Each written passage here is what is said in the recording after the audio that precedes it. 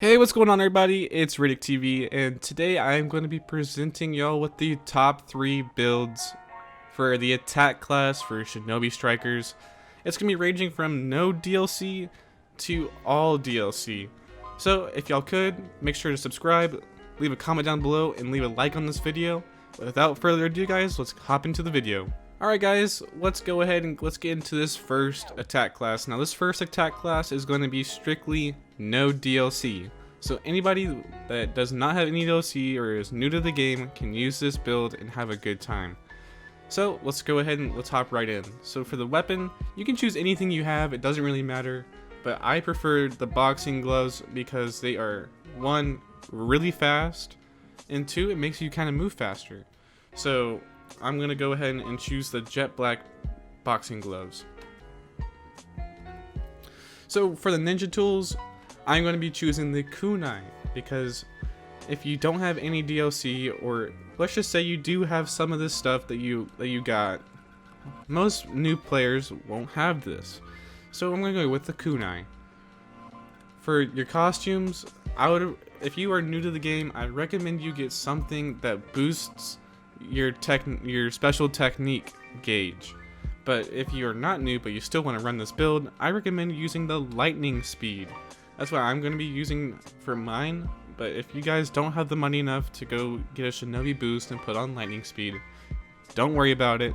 Just try to find something that has the special technique gauge. So I'm going to go with that. For the bottoms, I would always recommend doing the shortened ninjutsu cooldown time. Why is this important? Well, obviously your ninjutsu time is going to cool down a little quicker, so that's always a plus. And I just used the striped suit bottom. You can use anything you want.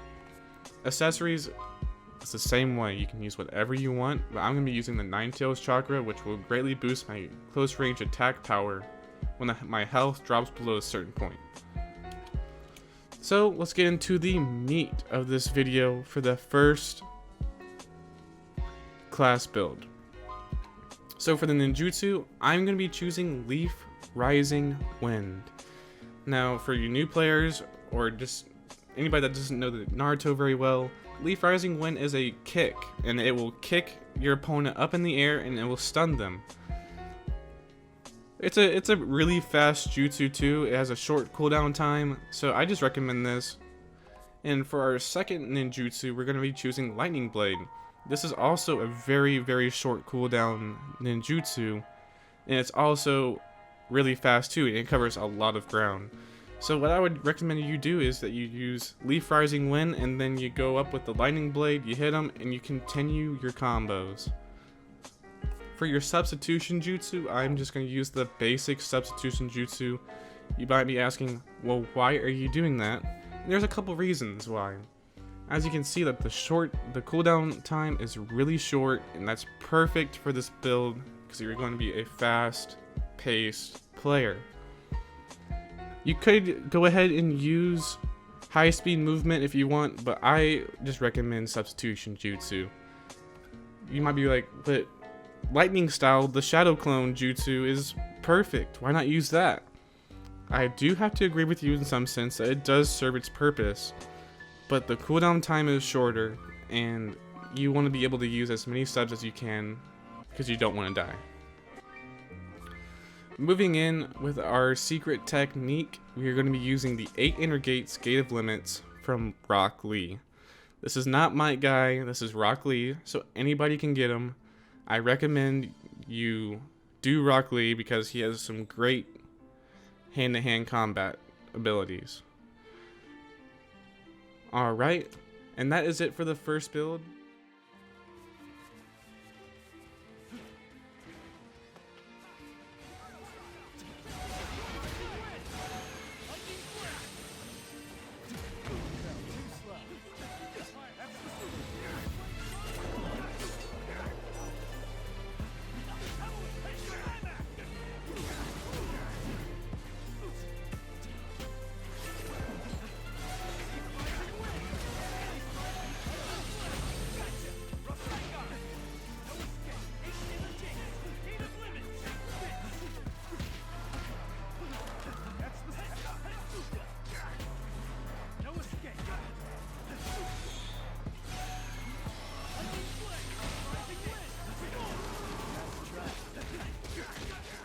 Heading into our second build class, and this will include DLC, so let's get right into it. Weapon's gonna stay the same with the jet black boxing gloves. That's just my own personal preference, but if you want to use claws or any other weapon, go for it. And for the ninja tools, I'm going to be using the scientific tool Rasengan that you get from Hokage Naruto. You might be asking, why this instead of like the water release bullet or the earth release bullet? Well, the Rasengan is more like a heat-seeking missile. It will do anything it can to go and hit that person that you're aiming at.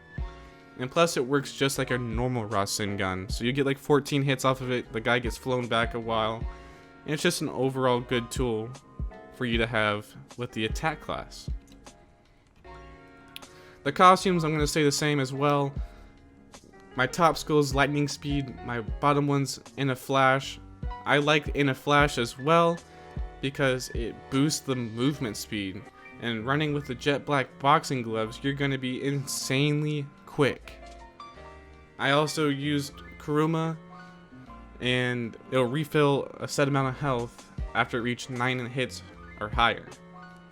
So with that done, let's go ahead and let's hop into the ninjutsu. I am once again going to be using Leaf Rising Wind.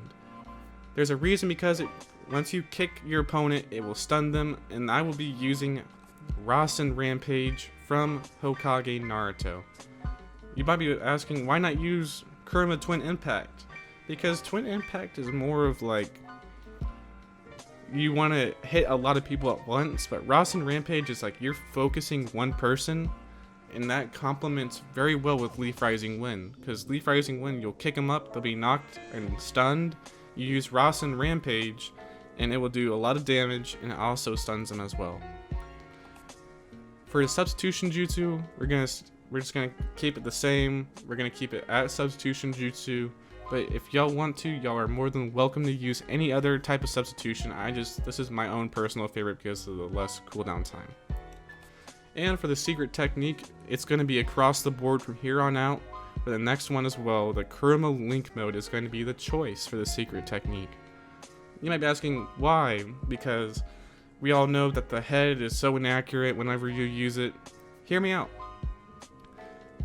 The Link mode does more than just make you quicker, make you stronger. It also gives your teammates a health boost and defense boost. So overall, it's like a good overall team secret technique. And it's also really fun to play if you're on flag battle, because you go super quick. And if you're using this exact build, Leaf Rising Wind, while on Kuruma Link mode, is insanely fast that no one will be able to catch up with you.